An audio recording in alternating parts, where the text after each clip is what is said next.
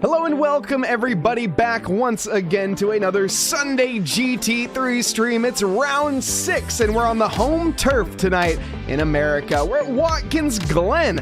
I'm your host tonight, Mike Nause. Joined alongside me is none other than the Saagar Bakshi. Saagar, how are you doing on this fine evening? I am living the dream, Mike. I am excited for this GT3 Championship Fall Edition where Jeff Spangler leads Quinn Smith over Ali Raza in the championship. And it's going to be wet and wild out here. And no, it's not West Coast Wednesdays. It's the Sunday GT3 Fall Championship.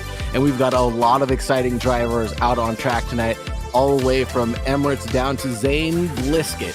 And I cannot wait to see what the drivers have in store for us coming up soon. Certainly do, and plenty more drivers in between. And while we're on the talk about drivers right now, Saagar, why don't we mention a little bit about the championship and the drivers currently competing at the top. We're 6 rounds in, or well, 5 rounds complete, 6 rounds in here tonight, and heading on into Watkins Glen, Jeff Spangler is leading the points by 9 over the likes of Quinn Smith, Ali Raza trailing by 30. Now that's an uncharacteristic thing to be saying.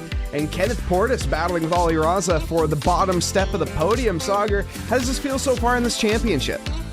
Pretty good. I don't see Ali Raza in the race server so far, so this might be Kenneth Portis II's opportunity to gain a little bit of that gap back, as Ali Raza has already got a drop round to his name so far. So this one will really hurt his chances at getting some extra points that he'll desperately need as we head into the final 2 races of this championship. Yeah, certainly will. And Brian Clementi, yes, indeed, I am in fact back. I am back from California. It is nice. Do I look any more tan, chat? I don't think I do. I think I'm still pale as can be. Either way, I hope everyone's having a lovely evening, afternoon, or morning, wherever you are in this fine world. We're going to be jumping into this relatively shortly, but before we get on into it, why don't we talk a little bit about what we have to offer here at TRACKILICIOUS. !SimGrid if you guys are interested, as well as !Discord to find all of the information about the championships that I am mentioning here tonight. We have our GT4 Rookie Series that is going to be up next on October 14th. That's tomorrow, in case you were curious.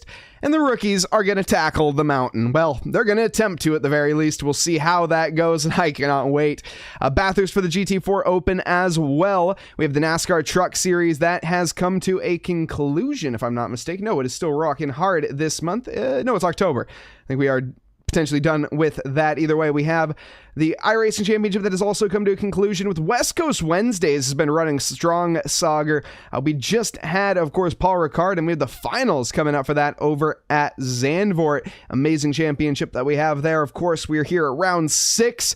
We have the Nordschleife up next, 80 minutes for the drivers to tackle next week, as well as some one-off special events, Spooky Suzuki, Sun Sprint at Zandvoort, and Flooded Silverstone. The Spooky Suzuki, by the way, is a livery competition. Highly recommend checking that out if you want to show off what you got on stream. That'll be very, very fun. But Saagar, we also have here our wonderful patrons, all of their screens on, or all of their names on screen. Special thanks to the V12 Exotics and V8 Muscles. But I think I've rambled on enough here. Why don't we get down to the meat and potatoes tonight? That is the action for the GT3s. Let's go ahead and head over to Watkins Glen, New York, in the United States of America, and check out what the drivers are doing for their qualifying session so far. Quinn Smith with a 150.2 to his name. Kenneth Portis II, like I said, having championship implications here in this race with a 150.7. Jeff Spangler's in third with a 150. Excuse me, Emirates bumps everybody down with a 150.3. Kenneth Portis is in third. Jeff Spangler in fourth. Gil Silverland is in fifth. And Gelson Cruz is going to be in 6th.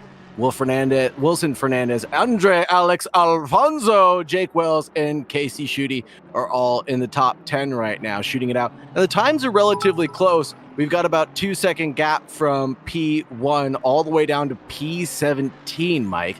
So it'll be awfully tight up and down the grid. Everywhere we look, I'm expecting to see a lot of close battling.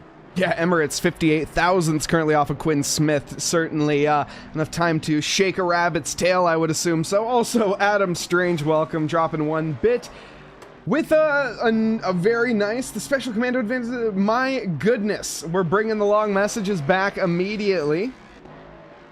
As close to Mike as I could find. Hey, I respect that, Adam. Thank you very much. Welcome, Karu, as well. Are Are we ready for the redemption of Bathurst? Wow, that is easier said in my head than it is out loud. That is for certain. I'm certainly looking forward to the rookies tackling Bathurst. It is going to be an interesting one. It's a tough track. We thankfully had that track guide with Saagar Bakshi. That was absolutely excellent, and hopefully everybody goes and checks that out over on the YouTube page, because it can definitely be the difference between survival and death on the mountain. Yeah, and we talked about a lot of hectic corners as well. Skyline we spent a lot of time with, going from Skyline all the way down to the Dippa. Not the Dipper, the Dippa. And it was quite exciting to go through those sections of the track and really look at his inputs left, right, and center to try to figure out what exactly was going on to get the cars to rotate. He was driving a GT4 Camaro, so it should fit most cars, the inputs that he was providing, the throttle inputs that he was providing, things that he was saying to get the car to rotate being the most important thing, because you don't want to face any understeer as you approach the Skyline corner there at the top of the hill at Bathurst. So a lot of exciting stuff and good pointers. So hopefully everybody checks that out before we get too far along in the Bathurst race tomorrow. Yeah, absolutely. And exclamation mark YouTube. If you guys are in fact looking to find that, go hit the subscribe button. We're also live over on YouTube as well. If you guys are interested, head on over, hit the like button. Head on into the chat. I see we have a couple people again. Jonathan Clifford, Brian Clementi currently. We got some cheers for Kenneth Portis, currently running in third position. Jake Wells trying to dethrone that. He is about 12 thousandths off of Gil Silverin right now. You can see, Saagar, you mentioned it before. The margins are close, and really look it down all the way to 7th and 8th. Wilson, Fernandez, Jelson, Cruz, thousandths of seconds separating them. In case anyone was curious, the human eye blinks in about 0.2 of a second, which is 0.2. And Jelson Cruz was actually first of the people in the practice session, so I'm sure he's got a little bit more pace in his belly that he's able to provide. Emirates went back to the pits to go get a new fresh set of rubbers, and he's going to be going out there to try it again. He came out with just about 4 minutes left on the clock, so he should get about an effort and a half in before he has to come into the pit lane, or his time will be invalidated as he crosses the line for the checkered flag. Jake Wells is another exciting driver I'm looking forward to seeing. He's awfully good in the wet and usually gives a man like Ali Raza a run for his money. So the wet conditions, the slippery track will favor him very well as we look at Jake Wells in the Simrise car. And so I'm really excited to see what he's able to produce out here in the wet conditions against drivers like Kenneth Portis II, Emirates, and Quinn Smith, of course, who are at the top of the tower. Wrestling an octopus there briefly was Jake Wells.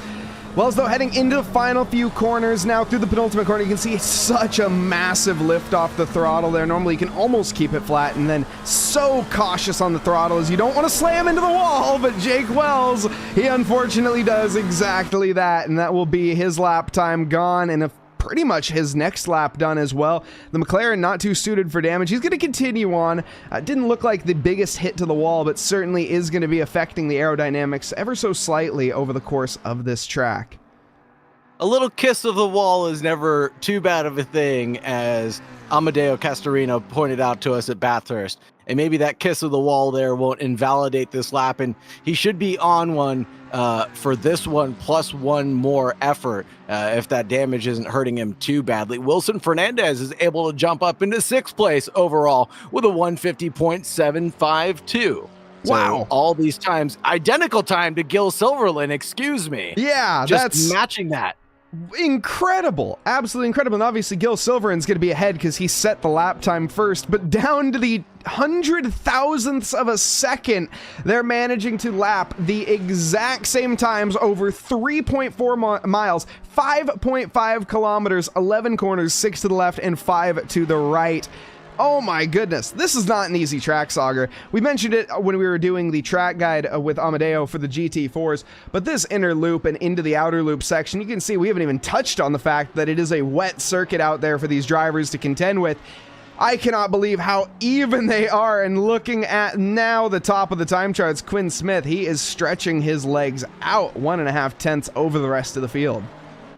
Yeah, over the rest of the field. And I want to point out, top 5 are all 5 different manufacturers, 5 different makes and models of vehicles pushing different types of machinery around this track, all able to produce very similar lap times. Of course, that Aston Martin being one of the oddest balls out there, but doing really well in these unfavorable conditions. The 4.0-liter V8 twin turbo pushing around 500 horsepower right now, and its balanced handling overall is the one thing that makes it the most beneficial thing for this circuit. It's well suited for a lot of these braking zones. It's got some good aerodynamic properties for these high aero corners that it's going to be going through here as well. And it looks like Quinn Smith might get a little impeded here by an AMG in front, and he is off into the wall at the entrance to the chute.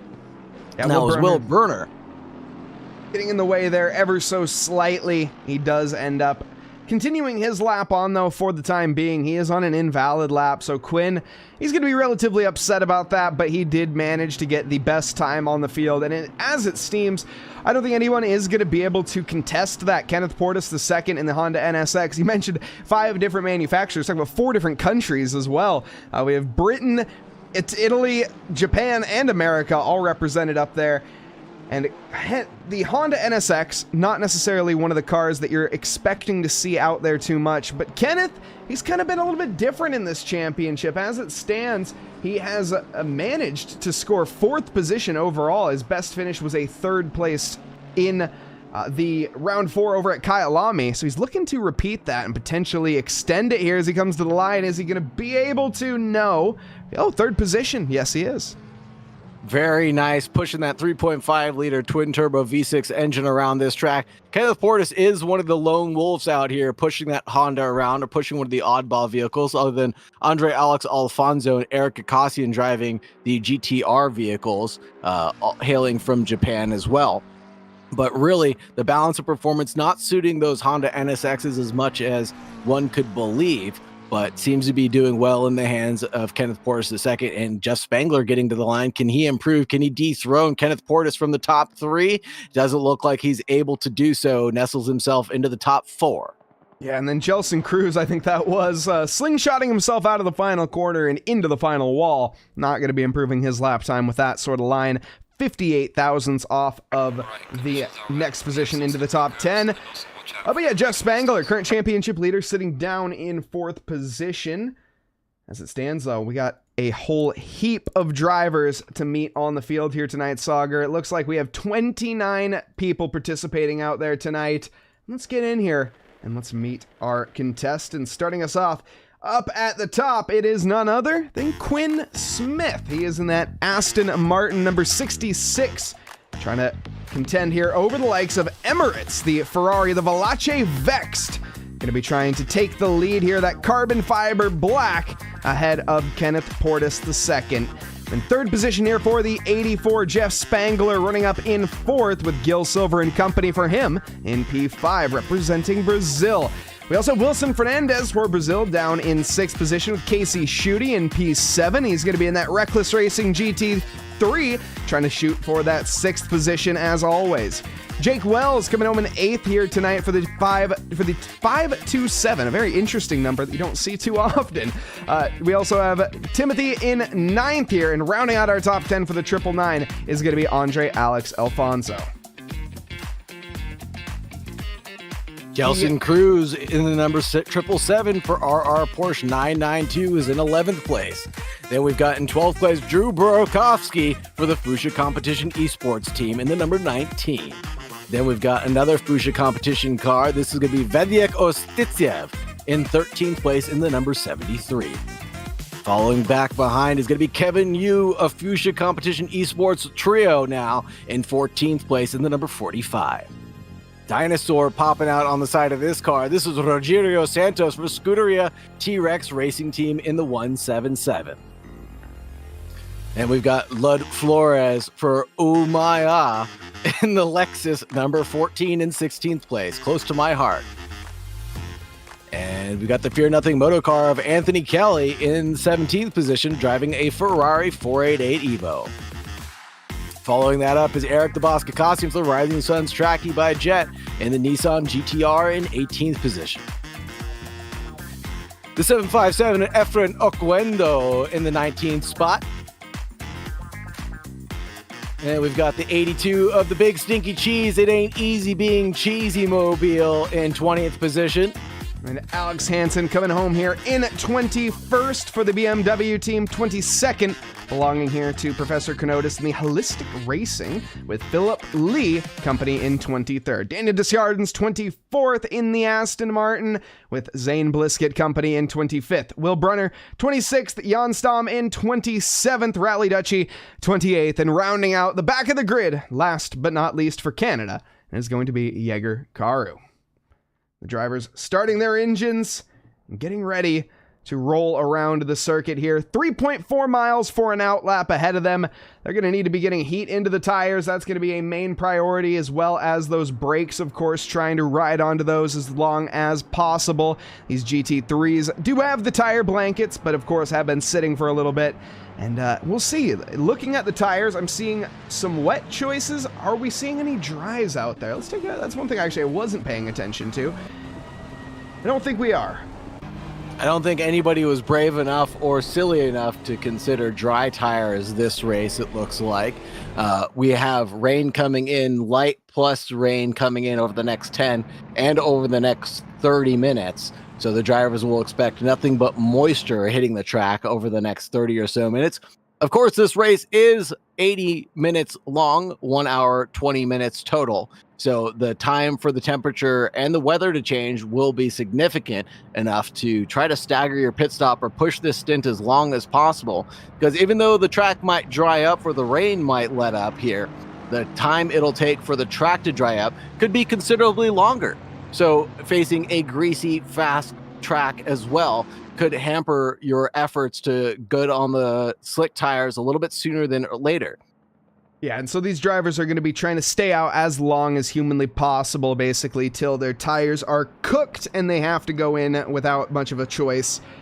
It'll probably be somewhere around the, I mean, who knows, to be honest, the next 30 minutes it could lighten up after that, but as you mentioned, Saagar, who knows what the conditions are going to do. Is the sun going to peep out? As we have it, it is a fairly warm track, 18 degrees Celsius, 20 degrees outside of that on the ambient, so it's very possible that if the rain does disappear, a big if as well, as currently the rowboats are out, and well, I guess the outboard motors, more like it, are going to be the viable option for these drivers. We also have, one thing I noticed in chat, Pat Award, welcome, Pat Award's fan, welcome JP Reed on the YouTube side of things, welcome everybody that is, of course, joining us here tonight. We do have the YouTube stream, we both, as well as the Twitch. If you guys are enjoying, hit that follow button over on Twitch. We're 2 followers away from our goal of 2,300. Absolutely incredible. Thank you guys so much. Just 2 more follows and we will not do the Mike and Saagar bathtub stream that everybody's been glorifying about. So if you guys do not want the hot tub stream for featuring me and Mike, make sure you get those 2 follows in before the end of the stream today. Otherwise it will happen.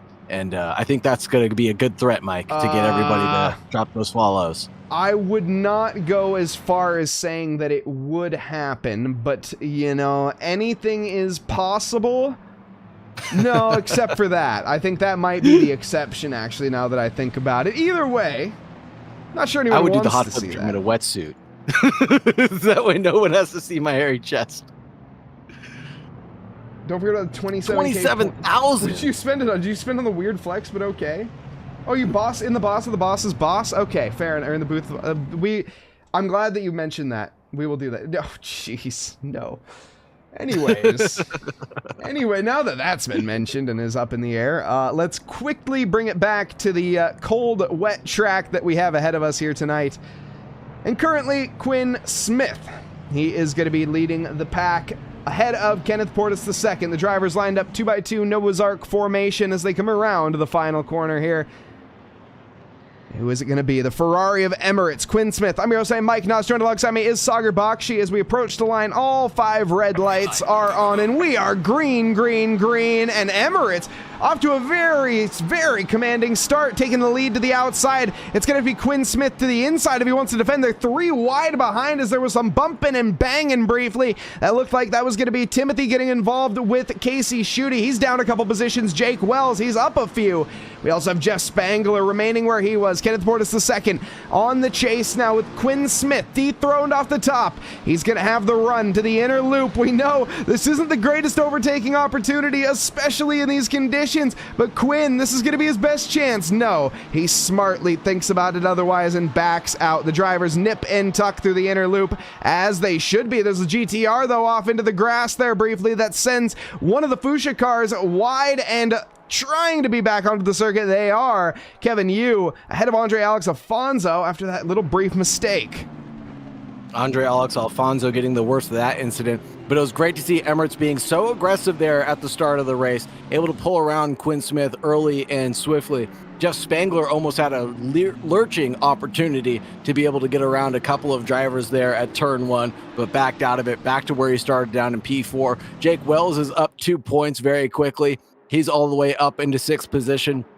Gil Silverland's fallen back, started in 5th, now fallen back to 7th. Wilden Fernandez now gaining a position over Jake Wells, and Jeff Spangler's right where he started, threading the needle as Jake Wells pulling off a heck of a move to try to get back through on a couple of McLarens himself, and he's able to snake right on by that driver who started in 8th, has made his way all the way up into top 4. I told you this was a driver to watch out for, and boy is he showcasing why it was so.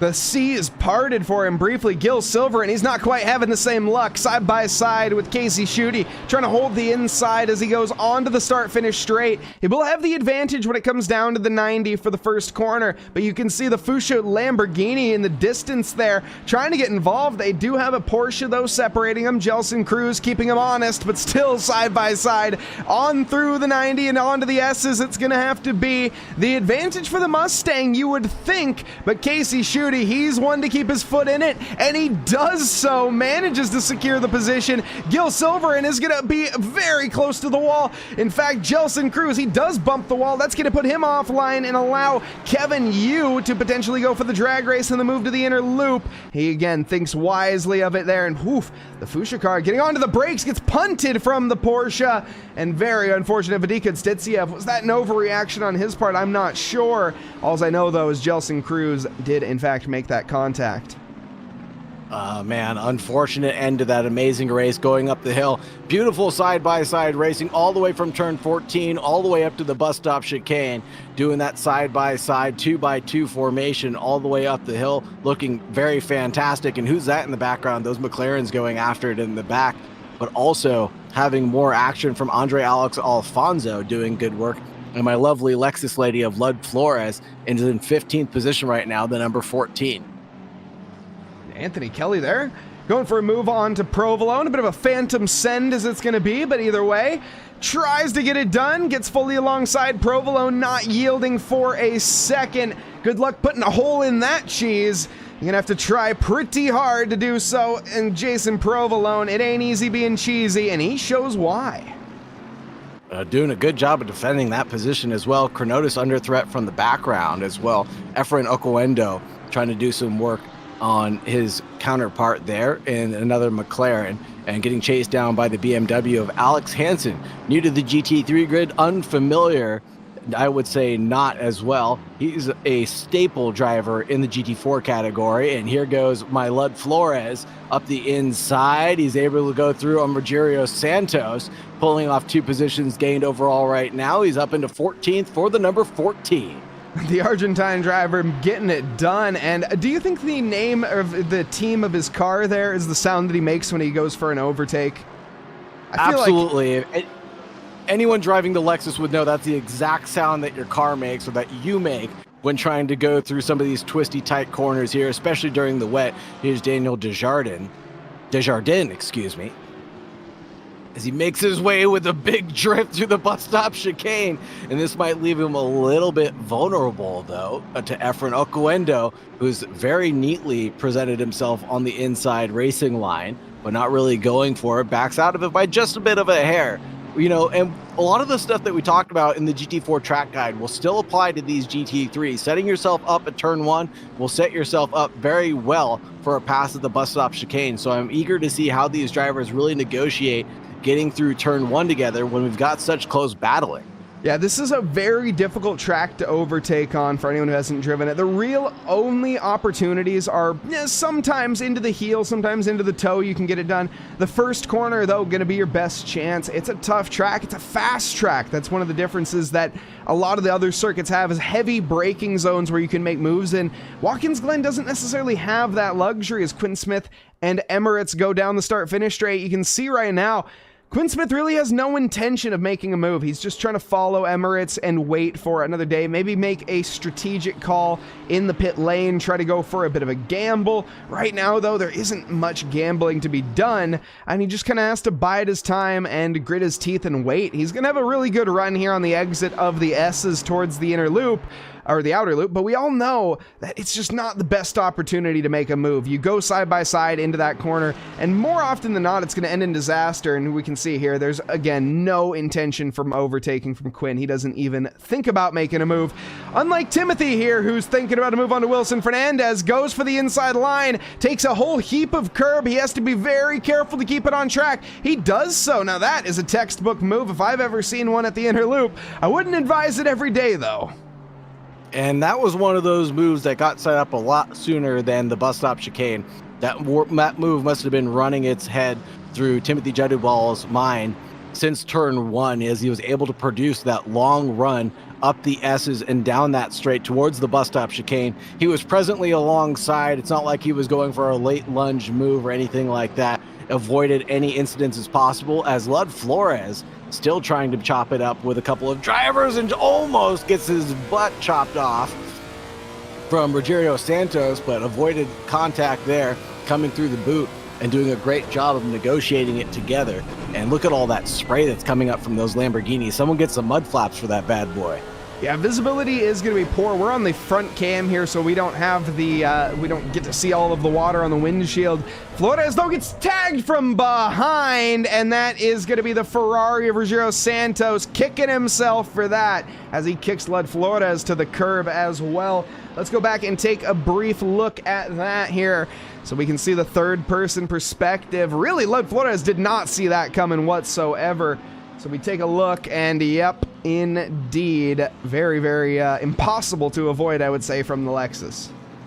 Yeah, impossible to avoid. He was a little offline, going a bit slower there than probably anticipated, but that's no excuse when you run into the back of someone. Ooh. Same thing for driving standards on the road will apply for on the racing track as well. You can see them slowing down. You can see them getting a little bit bigger in front of you, and that means you just got to back off that much more.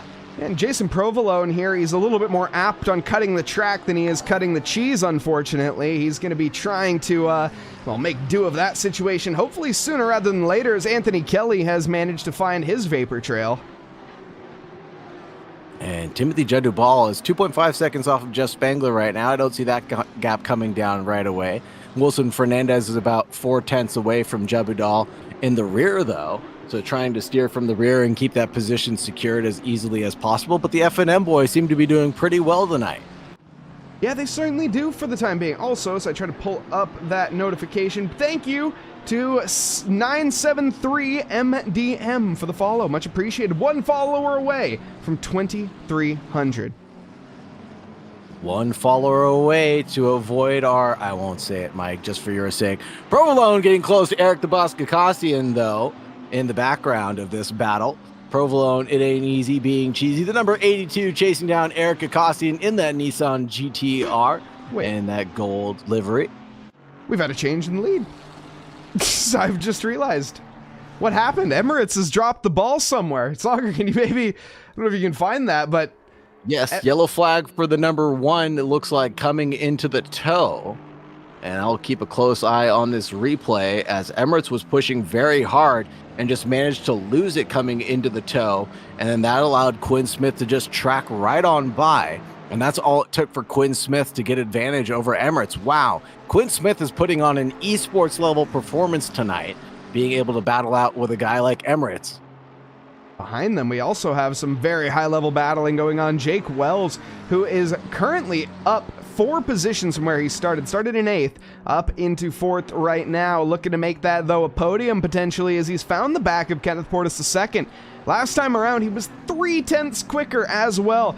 And Jake Wells, faster lap overall by about 0.2 in terms of his overall lap speed. On top of that, straight line speeds is also going to be in favor of Jake Wells. He's rocking about 256 down the straight, which is very interesting. The McLaren quite slow in these conditions, actually, I would say. Lud Flores, obviously, in the Lexus at 262, but that's almost a 10 kph difference between, that's a 7 or 6 kph difference between Lud Flores and Jake Wells. Wow, that speed difference is a lot bigger than I thought it was going to be. That's for sure. A lot bigger as Jake Wells goes a little bit wide there, and a lot of the drivers abusing the curbs a little bit more than I expected them to during these conditions. I expected the curbs to be a little bit more slippery and unforgiving than the drivers have made it out to seem, but it looks like everybody's pretty much driving the normal racing line for the most part. Does that surprise you at all, Mike? Yeah, it certainly does, to be completely honest. I would have, expected a little bit more liberal curb usage from these drivers, conservative curb usage. They're being quite liberal on the usage of it, which is insane to me because these cars, especially the McLaren 720S, 720 representing the amount of horsepower it has, well, it's a boatload of power. And especially in these conditions, well, that can end up with you stranded in the grass for a picnic relatively easily. As well as Kenneth Portis driving the Honda NSX. That car is not easy to drive in general. Nevertheless, in these conditions, he's having to contend with one of the toughest cars on track, in my opinion, and currently contending with one of the most skilled LFM drivers in America, Jake Wells, as he tries to hunt him down. He's got him in his sights right now, and it seems he smells blood in the water. Yeah, Jake Wells just needs to drive his race for sure. He's up those 4 positions overall right now. We know he's a masterclass driver in the wet conditions. As long as he can keep it on track, he's chasing down Kenneth Portis II up the inside. Can he make a move stick? No, he backs out of it. He was getting a little squirrely there on the throttle application, but he's closing down that gap pretty steadily. I think he knows that he can get around Kenneth Portis II, but where he's going to negotiate that track space with him, only he will know. Down the back stretch now towards the heel, Jake Wells trying to feel any weaknesses there is in the armor there of Kenneth Portis, but he's really not finding any holes, trying to plunge the dagger potentially at the top here, but no, he's just taking a bit of an offline, trying to keep Kenneth honest, and he needs to be careful because Jeff Spangler, our championship leader, is right behind him. Jeff does have about 9 points ahead of Quinn Smith, but as it would finish, I think Quinn Smith would be the leader of the championship. So Jeff here has a bit of a fire lit under his seat right now, and Jake Wells, he's going to be feeling the pressure from that relatively soon. You can see as immediately as Jeff closes the gap, so does Jake Wells. Wells, though, looks to the outside. He's just committed on the racing line. Are we going to see a late lunge from Portis? Oh my goodness, excuse me, from Spangler? No, but it is a bit of a miscommunication. That puts Wells offline, allowing Spangler to run up the inside of the S's. Wells on the exit there, very offline. He is going to lose all of that speed, and Spangler says thank you very much. This might be Wells' opportunity to snap right back, though, but he's in equal machinery, so no performance gain right there. Kenneth Portis II can finally wipe his brow and get some breath of fresh air because he doesn't have a driver breathing down his neck. But these two McLarens are battling it out pretty steeply. Spangler was able to produce a faster lap overall compared to Wells and to Kenneth Portis II. He's not only faster, he's faster in his best lap also. So he seems to be doing pretty well in these conditions over Jake Wells right now, who loses one of those 4 positions that he's worked so hard to gain. And he's getting a little squirrely now, maybe a little fatigue setting in already, only 15 minutes into this one.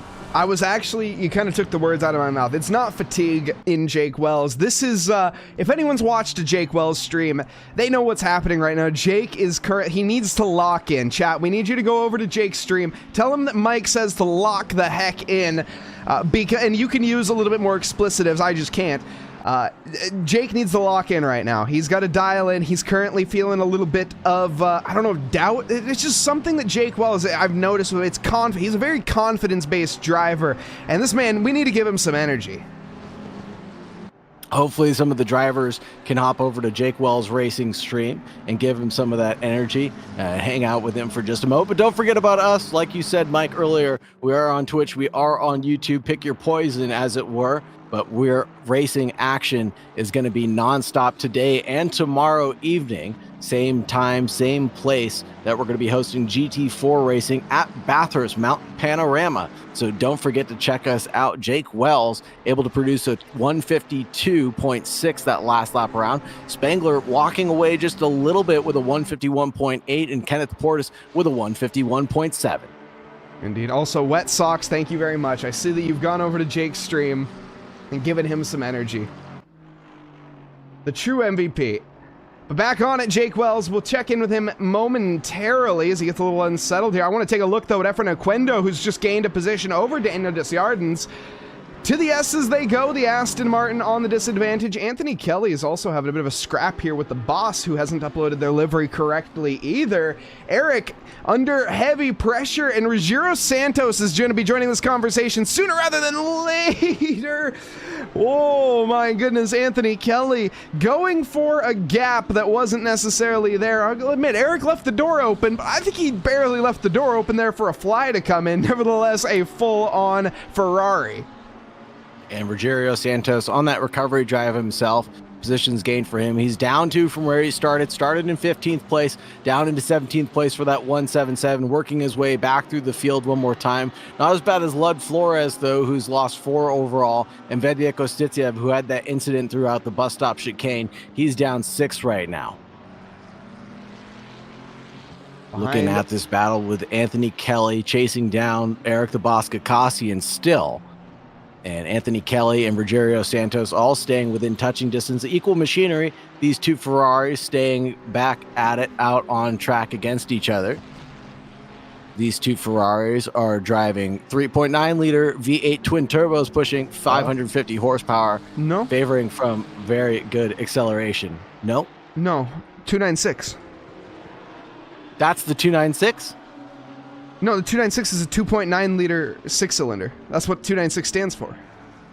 Aren't these the 488s? No. These are the new generations.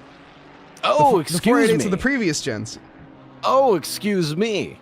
Thank you for the correction. I've been misspeaking this entire time. Oh goodness, yes. No one's driving the 488 unless you are Stefan Lindauer, who is the last known driver that was at our GT3 championships. He was driving the 488. Oh goodness, what has happened here? Philip Lee. A little bit of an excursion off to the side there. I think he was trying to go and pick some potatoes off in the grass, but unfortunately, he's in the wrong country.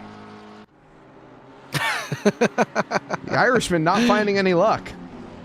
Oh, man. Picking 4-leaf clovers out there at the Watkins Glen circuit. Favorably not close to Woodstock, I would presume. A drive-through penalty coming up for Professor Cardonis, it looks like. The number 42 breaching the track limits violations here at Watkins Glen. Something that's somewhat easy to do, especially at turn 1 and throughout the bus stop chicane. But he must have had few too many excursions in these wet conditions. Let's take a look here at the rear wing. You can see that's the wrong button. As we take a look at Jake Wells, he is pushing like a madman right now, but he is not able to keep up. Jeff Spangler is all over the back of Kenneth Portis right now like a rash, and that was going to be the Fear Nothing Moto car with a bit of a tap to the wall. Are we going to see a move, though, into the first corner? The McLaren lining it up. Doesn't get it done. Jeff Spangler doesn't see the opportunity there as the door was open, but of course that just would have been a very unnecessarily aggressive lunge. We're only about 15 minutes or 20 minutes into this race. Still hour to go. Taking a look at the weather. Oh, that was a very, man, Jeff Spangler, absolutely on it. To be fair, he is a literal esports driver for a reason. We can see here the rain is only intensifying over the next 30 minutes, so the track conditions only going to get worse. The track conditions might get worse, but I feel like the driving performance will get better over time as they all get used to these wet, unslippery conditions here at the Glen. But the drivers are still abusing those track limits and the curbs as much as possible. The number 42, it looks like, serving that drive-through penalty already and is tiptoeing his way through the pit lane right now. That will not be serving his mandatory pit stop already, but that will be just him serving his penalty right now. Got 2 other cars in the pit lane already, but They are going there a little bit early, it looks like. The 88 and the 757, Daniel Desjardins and Efren Oquendo, both of them into the pit stops right now. I'm assuming damage related, if I had to guess, and obviously Chrono had that drive-through penalty that needed to be served, but yeah, very early to be making a pit stop, I would say, and definitely not the time you want to be doing it. I would call those unscheduled as an understatement. Wilson Fernandez got very close to Jadabula there, but he didn't quite see the opportunity, as obviously that car parked at dead center of the track. Timothy not allowing a McLaren-sized gap opening up, and Jeff Spangler, well, he's trying to find that exact size here. He looks to the inside of the 90, has the run, but he doesn't have the momentum. He has to tuck back into the spray and wait another lap, or for another mistake here. Kenneth Portis, he is not faltering. No, not faltering at all, presenting his car right there on the racing line to slow everybody down behind him. And turn one is really where you have to get something like that done, because if you leave yourself vulnerable at turn one, then you're just going to be sitting duck going up the S's and on your way to the bus stop chicane. Kenneth Portis driving his heart out right now, but losing touch with Emirates out in front. 6-second gap to the second place driver right now of Emirates. 4.2 between Emirates and Quinn Smith, who has just been gapping away at his heart's content. Fastest lap going out for Quinn Smith, a 150.660. His last lap being a 151.337. Hopefully someone told Quinn Smith that his wipers are on and that it's damp out there, because your man is driving like there's no tomorrow.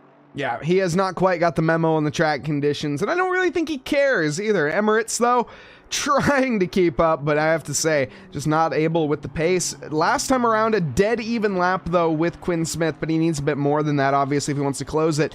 This is quite the exciting pack that we're looking at here, and behind you could see just briefly there was even more Jake Wells doing his best Sum 41 impression. He is in too deep, and Timothy Jadabula is trying to capitalize. Thankfully, though, Jake Wells rejoins the circuit in time.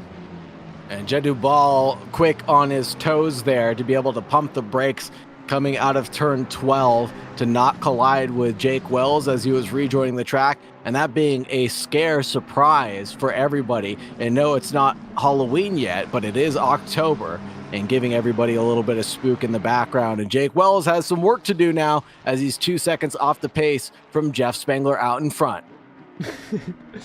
And somebody says, I gotta go tell Jake Wells to get it together. Yes, indeed. After that one, he really needs to lock back in. And you can see also, he goes defensive there. I'm not sure why.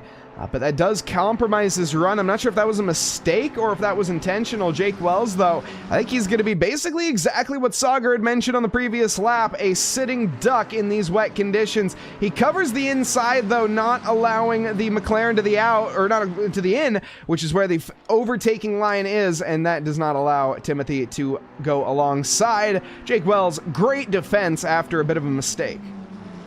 Putting himself right where he needed to be, but he's still got Jadubal lurking in the wings of his own cars. Jadubal has a little bit of excursion there to touch some grass and pick some of those lucky clovers that Mike mentioned earlier that are sitting there at the bus stop chicane exit, and into the chute we go. Things are looking pretty neat and tidy, but here is Jeff Spangler getting close to Kenneth Portis II one more time right now. And this is going to be a match that we keep on seeing slinky back and forth one way and then the other. As Spangler tries to make his attempt on Kenneth Portis II, the time will come to him, but then every attempt he makes, he'll go back towards towards Jake Wells, Timothy Jadubal, and Wilson Fernandez, who's also waiting in the wings in the background in that 888 Aston Martin. Yeah, I don't know who to look at right now. Jeff Spangler really looks like he's going to get this overtake done sooner rather than later. Every time I look at him, he is all over him like a license plate, and he's trying his best now. Get a slingshot himself onto the start-finish straight, line up the inside potentially. He's going to wait as long as he can on the racing line and in the slipstream, gain as much speed as he can, but no. The Honda, again, a car that I'm so not used to seeing out on track, I can barely say. The NSX is holding on. It's an absolute rocket ship in a straight line, which, again, another thing I don't think I've ever said before. No, not at all. If this was Kyalami or if we were talking about Suzuka, then possibly so. where the car has a little bit more straight line advantage due to the restrictors. But no, not here, not during this LFM BOP that we're using for these Tracklicious events. Whoa. Quite uncharacteristic, and a big lunge over those curves for Jeff Spangler, as he's obviously pushing to his heart's content, not relying on a pit stop strategy just yet to make this overtake happen. Doesn't want to pit too early. He wants to make this last stint as short as possible, it seems. He doesn't want to go for this early opportunity and undercut anybody in front, and who knows where he might come out on track. He could come back out into lap traffic and face not blue flags, but lap traffic just on the same lap as him. Yeah, I don't think that's the biggest concern necessarily. I think the biggest concern these drivers are going to be waiting for is their tire life in general, as if the track does start drying up at some point, you're going to want to change tires sooner rather than later. You're going to want to adjust your pressures. More than likely, everybody is going to stay on wets to the very end. However, they might want to adjust the pressures at some point, and you just don't want to get caught with your pants down. And pretty much all these drivers are going to avoid that by just going as long as possible. If everybody is on an equal disadvantage, then nobody really is disadvantaged, right? Oh, absolutely. That's very true. If no disadvantage is equally distributed here at the Glen, because this is going to be a high-speed circuit, the tires will definitely be falling away from the drivers sooner rather than later, especially with the way that everybody's been pushing so hard. And look at that, Jake Wells has chopped down a 2-second gap down to 1.5 in a couple of laps, doing well to drive forward. 151.6 being his last lap compared to 152s from Spangler and from Portis. We got a question about Karu's livery as well. Let's see, where is Jaeger running at this stage? Currently down in 22nd, trailing by about 2 seconds, or about 1 second. I don't think that livery's uploaded correctly. I did download them, I promise. Downloaded like I always do. I'm seeing the same thing on Jaeger Caro. He's not running his typical Optimus Prime themed livery that he's been running in the GT4 packs, that's for sure. And Jaeger Caro doing good jobs in getting those liveries commissioned. I believe he's getting them commissioned by none other than Neil Kerbel. So if that's a livery that you'd like to see, or if you'd like to get your own livery made, go ahead and contact Neil Kerbel in the Discord. Yeah, Neil makes some pretty nice work. Highly recommend reaching out there if you are looking to have a livery commissioned. Jelson Cruz is a driver I want to talk about here because he is under threat from seemingly what's going to be a Fuchsia train in a moment, but as it stands, it's just a single Fuchsia car, Kevin Yu. Andre Alex Afonso, though, not far out of this conversation. Drew Burakovsky as well. Now, Drew is currently down 1 position from where he started in 12th. Andre down 2. Kevin Yu, 3 gains so far. So everybody pretty much in, I would say, a similar footing when it comes to these positions that they started in. But the Porsche is a car that I would not have expected to do particularly great around here. But Jelson's kind of proven me wrong in these wet conditions on this track. I would think this thing would be a bit of a nightmare to drive, to be honest. But I just am not the biggest Porsche fan myself when it comes to control. Jelson, though, in the Rockefeller Racing, proven me wrong. And Jelson Cruz is quite the master of driving these Porsches around. He's talked to me very briefly about his amount of time that he's spent, and he's able to negotiate the weaknesses of these Porsches very well to optimize them as best as possible for tracks like this. I imagine that during these wet conditions, that thing must be a handful. He's bumping the TC up quite a bit. I can only imagine him working that wheel by a lot as he negotiates these tight and slippery sections of the circuit, such as here, the bus stop chicane. Yeah, and the run down to the outer loop here, where, again, not many overtaking opportunities are going to make themselves known. You have to be very opportunistic, or the driver ahead does need to make a mistake. And Jeff Spangler up ahead. We have Arjun joining us. Welcome, Narasimhan. Cheering on his buddy Jeff Spangler, who's currently running in 4th position, chasing down Kenneth Portis for the podium. As it stands, he has kind of given up. I don't want to say given up. He's just given up the hard-pressed efforts of him being less than a 10th off of the back bumper and trying to rub a hole into the Honda NSX. He does have, though, Jake Wells, who has joined the conversation once more. Jake, after going deep on the corner coming up here, if I'm not mistaken, now has recovered and is all the way back up to about 1 second of a gap from Spangler. But Spangler, he's held up hard right now. Kind of the cork in the bottle is going to be Kenneth Portis II. Kenneth Portis doing a great job still negotiating that inside line here towards turn 1. You could see him just kind of settling his car towards the middle of the track. And there goes Jeff Spangler in the background trying to get close, but that was Jake Wells going a little too deep again. And now he's got a little bit more work to do as Jeff Spangler just backed him up there, trying to make sure that he had enough room between himself and Kenneth Portis running up the hill of the S's and on their way to the bus stop chicane. Jake Wells getting caught out. Someone go tell that man to catch his focus again. In the background of P18 and P19, Lud Flores was able to get around Vedek Ostitsiev. Ostitsiev is into the pits right now, and here's on the front splitter of Spangler as he chases down Kenneth Portis II one more time. Very interesting call from Vadik to come into pit lane. I wonder if that was a damage call or something along those lines, because it's still just too early to make a stop, in my opinion. We're only 30 minutes into this race. There's still 49 minutes to go, and the rain is only going to be intensifying. So I just think it's a bit of a bold call going back out on pretty much rock tires when it comes to the temperatures. If what you have is working, keep it going. If it ain't broke, don't fix it. The saying is old as time. And Ruggiero Santos, well, he just had a bit of a spin. He's on... Hold up. No, those are not dry tires. He just has golden rims. Those are not dry tires. No, and I think what Vadik was doing, or Ostitsiev was doing, was it wasn't working for him. He was falling back after that recovery drive incident for him at the bus stop chicane. I think he came in to repair some of that damage, try to find some clean air, and then just make up whatever he can during the pit stop cycle rather than trying to push his luck. Wilson Fernandez, though, into the pits, and this is a little bit premature as well. Like you said, Wilson Fernandez not involved in any incidences. He had a little bit of a yellow flag excursion on this lap, but nothing to really write home about, just going a little bit off track there at turn 14. And that was enough for a drive-through penalty. Oh, no. That is what cost him. A little bit of a mistake turns into a huge penalty because he has exceeded track limits 4 times. And the in-game stewards are not too happy about that. They slap him on the wrist with an immediate drive-through. He likes to serve it right away, which fair enough. You have 3 laps if you would like to wait.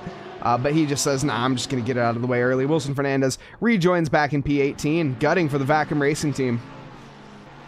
Thank you very much for the hydrates, Mr. Rue and Adam Strange. Much appreciated. Keep our throats nice and thirsty. Well, the opposite. Thirst quenched, excuse me. That might not be the right word either. I'm just going to give up now. Lubricate the windpipes, as some may say. Lud Flores here. He is going for a move down to the inside. Ruggiero Santos elects not to defend that. Wow, and Lud Flores doing a great job of this recovery. He was up into 14th position overall in that lovely Lexus, stretching its legs, but unable to recover all the way. He sits now nestled into 16th place, doing a great job. His lap times right now, he's producing 152.5s. He's a bit faster than the drivers behind him, and he's a little bit faster than some of the cars in front of him, catching by about half a second overall. By 1 second overall to the FNM car in front, and a half second to Eric the Boss Kakassian. And there goes an off from Ruggiero Santos there at turn 13. Yeah, Santos needs to dial it back a couple percent. We have Kakassian here, who's also in a bit of a fight. Provolone has gotten ahead of Kakassian at some point. But Kakassian trying to go back on him. Oh, goodness. Speaking of, here we have Santos trying to make a move on to Fernandez. Fernandez is having absolutely none of that. The two countrymen having a little bit of a civil war here on lap 17. Moving on to lap 18. Wilson Fernandez, he wants nothing to do with these positions. And to be fair, so does Santos. He's currently highly out of position, down about 3 from where he started. Wilson Fernandez down 11. Livery deep dive requested for Jeff Spangler as he sits up into 4th place. And Mike, can we switch over to the relative on the timing tower, please? Sir, yes, sir. Thank you very much. Taking a good look to see who's pit, who's not pit. And this is a livery deep dive for the for Jeff Spangler, the number 9 car, the prime time car, Heinz Beans Racing car, or the Madhouse Bean House car. And that's a snappy looking livery. It is. Looks like a snappy looking overtake attempt there from Jake. Car behind's slow. I don't know about that. I don't know about all that. That's a nice looking touch on the rear wing, something I haven't noticed this entire championship so far. And that is a beautiful looking car. Another livery deep dive request for the number 88. The number 88 would be Daniel Desjardins, as he sits in the 26th position overall, and he's 3 laps off of the leaders right now. He's 15 laps in to the 18 laps that all the leaders have done so far. Here goes Gakosian trying to go around the long way past Provolone. Provolone trying to return to the racing line side by side right now. And it looks like Gakosian had a wheel along the inside of that wheel well of the McLaren, unable to produce anything close to a perfect lap right now, but he's able to defend that position like a champion. Eric's trying to, I think he's getting a little bit frustrated right now, getting held up by Provolone. He's trying to make moves where there aren't necessarily any. He had it done pretty much, but unfortunately Provolone just got the best of him there. I wouldn't be surprised to see Gakosian go for a pit at some point, but again, still a little early for my likings. 43 minutes left to go. You need to wait at least another 10 minutes, to be completely honest. The rain is intensifying. It's just too early. Just too early at this point. You do want to get the best of your wet tires, so maybe another 5 minutes. But right now is just, it's just not the time. And Jeff Spangler, Jake Wells, Casey Schutte, they all know that. Same with Kenneth Portis ahead of them. But Wells here, trying to dispatch Spangler once more. This is a story as old as time. Well, a story as old as, about 36 minutes and 47 seconds ago. But it's not really going to be ending anytime soon, is it, Saagar? No, not at all. These two McLarens are going to keep on battling it out. Like I said before, slinking time, coming back and forth to each other, going backwards and forwards. Every attempt that they're going to make on Kenneth Portis II right now is going to slinky the time back in towards Jake Wells' lap. Any attempt that Jake Wells makes on Jeff Spangler that is no longer going to be successful will send him back towards Casey Schutte in that 444 McLaren himself, or excuse me, the Aston Martin of Casey Schutte, as he's in 6th place, kind of just driving his own race right now as he watches the drivers in front battle it out. He's got Timothy Jedubal 1 second away from him, though, but the lap times are pretty consistent between the two drivers, 152 and 152 for Casey Schutte and Jedubal. And then we've got 151.9, 151.8, and 152 for Kenneth Portis. Kenneth Portis has been Mr. Consistency. His fastest lap has been 151.9, but he's able to produce just about the same lap time over and over again as Eric Gakosian makes a look on the big cheese man. Doesn't really want to act on it just yet, just trying to scare him by filling up those side mirrors of Provolone. But Provolone ain't no punk. He won't be scared off of the racing line. He's not worried about Gakosian making a move just yet. Yeah, Gakosian, he wants to act. He just can't. There's a bit of a difference in that one. He really wants to. That is something that you can see in his car body language. Every corner he's pretty much trying to get by. Provolone's just not allowing it to happen. He's doing a superb job of defense right now. And Eric is, I think, getting a bit frustrated. You can kind of see it in the way that he postures his car. He has more aggressive turn-ins. He has a lot worse lines, to be honest, and that's costing him. He's got to dial back in, get that head down, and just worry about the pace that he has on his car alone. Jason Provolone, just a bit of a mobile chicane in his mind. That's the best way, in my opinion, to face it. When you start thinking, oh, I need to race this guy hard, that's when the incidents start to pile up and the mistakes start to, end your race for the most part. And Eric, he's not one to do that. He's definitely got a calm, cool, and collected head on his shoulders and been around the block when it comes to real life and on track or in virtual racing. So I wouldn't expect anything else from him. But again, even the best can get a bit upset sometimes. Yeah, I know that I typically find myself getting a little frustrated when I sit behind the rear wing of another driver. Sometimes the best thing to do is to just sit back, relax, and build that 1 second gap, regain your pace and your form, and get back out there. Here comes a pit stop from one of the leaders, Jeff Spangler, into the pit lane now, and I don't believe that is due to a drive-through penalty. I believe this is a planned and scheduled stop, splitting this race right down the middle now. Yeah, he is electing to pull the trigger on this lap. Is it too early? Is it not? Well, we're going to find out. There is a car stranded off on the side. That is going to be Vadik Stitsiev, and Daniel Desjardins also having a bit of an off-track excursion himself on separate parts of the circuit, not involved with each other. But the teammate there of the retired Fuchsia, Kevin Yu, currently chasing down Jelson Cruz with Andre Alex Afonso behind you. Trying to get what he can done here, but like I said, Lamborghini has looked like a handful out on track. I mentioned the Porsche earlier being very planted. Lamborghini has not been the same story. This is a car that, being mid-engined, has that 5.2-liter V10, and oh my goodness, that was dicey. Oh man, a little bit more than hectic to say the least. Andre Alex Alfonso able to get a position gained as well, as he makes his way around the back marker, I presume. And it looks like the other Porsche, that'll be Jaeger Karu, if I'm not mistaken. Yes, that is Jaeger Karu getting out of the way there for just a brief moment in time. He's the other Porsche out there compared to Gelson Cruz.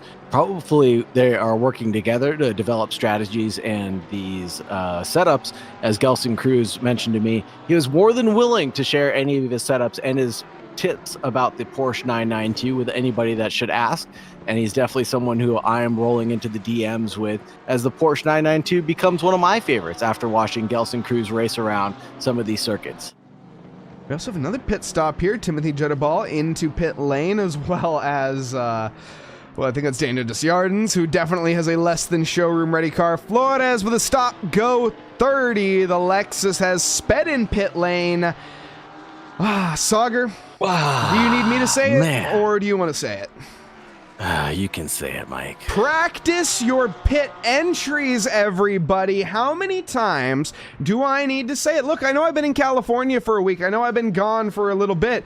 But my goodness, has everyone lost the memo that quickly? Like, come on. Oh, man. That breaks my heart. The lovely Lexus lady just getting a stop-go 30 hurts any chances of him having a good recovery drive. He was working his way up the pack pretty steadily, and then now just tumbles down the order and no longer in the race, potentially. Oh, come on. Get a penalty and leave. Anyways. 24 drivers still, though, that we have racing out on track. Jedu Ball's on his way out of pit lane, and it looks like so is Anthony Kelly from the Fear Nothing Moto team. Both of them serving their required pit stop. Jeff Spangler's in 13th position right now, just 2.9 seconds away from Rogério Santos. So he's got some clean air in front of him. It's not perfectly fine in Danny, but it is developing into a heck of a race now. Yeah, it is, and I'm very curious to see what happens here with Jeff Spangler. He didn't take tires. Neither did Wilson Fernandez, to be fair. In fact, did Wilson Fernandez actually pit? No, he went through a drive-through. Of course he did not. Drive-through penalty, yeah. Correct. So Jeff Spangler here goes for the gamble. He's electing to go for wets for over an hour, which is very doable. The dry tires would be struggling by that time, but the wet tires do not wear as much. So we'll see what Quinn Smith decides here, because I have a feeling that Jeff Spangler has maybe just put himself in the lead of this race. Now, whether or not that's going to be down to the checkered flag, I don't know. Either way, this is a very interesting strategy, and has it paid off, or is Jeff going to be costing himself massive amounts of time and potentially drive-through penalty because he needs to be very careful to not do exactly what we just saw? Well, with the moisture still developing and getting to be rain plus still over the next 30 minutes, we can only imagine that the track and the temperatures of the tires are going to stay relatively cool. As long as he hasn't been pushing them, as long as those tires have not been graining too much, he should be okay. But we'll obviously keep an eye on the track time, the lap times, to make sure that he's not falling away from some of the drivers that do end up taking tires. My biggest concern here for Jeff isn't the fact that his tires are going to burn up. It's quite the opposite, in fact. We started this race off with a 20-degree ambient, or no, 20-degree track and a 18-degree, I can math, an 18-degree ambient. Now, 17 degrees, 18 degrees. So we've gone down 2 on track and 1 ambient. So if we keep going down, if it ticks down another degree, Jeff is going to be driving on rocks, and he's going to be slipping and sliding everywhere and may have no choice but to come in to take a set of boots. And if that's the case, he will pretty much be conceding any podium attempts. 35 minutes left on the clock. We've got plenty of time for those tires to develop their rock-like formation, but I have a feeling like things will be okay for him. Taking a quick scribble out of Quinn Smith's notebook from earlier, Jeff Spangler has been one to get undercut on those no tire strategies before, and I think this might be the one race where he can make it happen. He may have to generate a little bit more heat than he'd like into those tires to keep them temperature optimized, but I think overall he's the kind of guy who can pull that off. Indeed. We have a livery deep dive as well for the Jelson Cruise, the 777. Who was the other livery deep dive for? Was it the 88? Was the 88 of Daniel Desjardins. We'll have to wait for that one, as they are currently trying to repair their car in pit lane, so we'll give them a little bit of time before we do that deep dive, because, yeah, I don't think the manufacturer wants to show off that kind of livery. Either way, this is that lovely Rockefeller Racing Porsche for the 777. Absolutely love the Rockefeller scheme. It's an older livery, if I'm not mistaken. Been around the block for certain, but it's an oldie but a goodie. Are we talking about Rockefeller Racing like Rockefeller Records? I'm throwing up the diamonds for Jay-Z? Not sure we're talking about that, but we are talking about Rocky Rocco's team for Rockefeller Racing. That much I do know. And Undercover Raccoon currently on a 5-stream streak. Let's go. And which Ariana Grande is? I don't know. I don't listen to too much Ariana Grande. However, if we're talking about albums, the recent Rod Wave album that came out, if you guys like kind of sad boy rap, my goodness, the new Rod Wave album was fire. Highly recommend checking it out. And back to the racing that we have at hand. Jake Wells 1.5 seconds away from Kenneth Porce II right now, producing the same lap times, 152.6 compared to 152.5. Let's take a quick look at Jeff Spangler's lap times, 152.9. So he is falling away just a little bit from the drivers in front who are able to produce those consistent lap times, staying around that 152 mark and just drive their hearts away.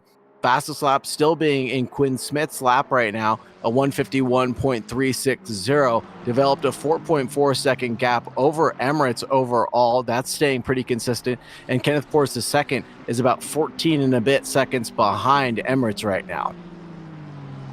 And Quinn Smith, a name that I haven't mentioned that much, I'll just be completely honest. He's currently leading 5 seconds, as you mentioned there, over Emirates, who was at one point closing the gap.